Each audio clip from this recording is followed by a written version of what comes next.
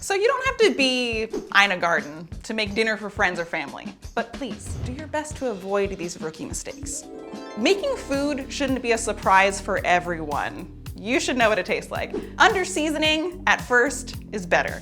Taste your food and then decide, oh, I need a little bit more salt here, I need a little more something else. If there is too much salt, you can fix it by trying to balance out the other 5 flavors. We're used to using salt, used to sugar, but acid, sometimes we don't know how to do it. So different acids that you can use are lemon juice, you can use vinegars. Balsamics, we're talking about the white vinegars that come in different flavors, like grapefruit vinegars. There's apple cider vinegar, there's red wine vinegar.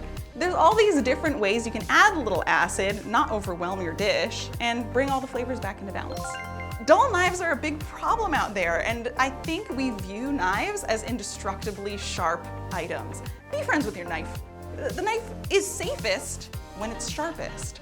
Sharpen your own knives. That's totally doable, pretty easy. I'll show you how to do it in another video.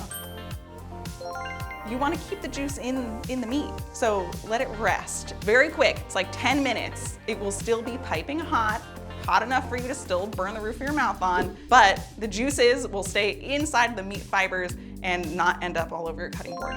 If you crowd your pan, the temperature of the pan goes down, and all of that humidity that's escaping the food goes down into your pan. So instead of evaporating and cooking faster and getting a nice sear or crispy bottom, you get humidity, so you get soggy food over cooked food. And that sear is just gonna escape you.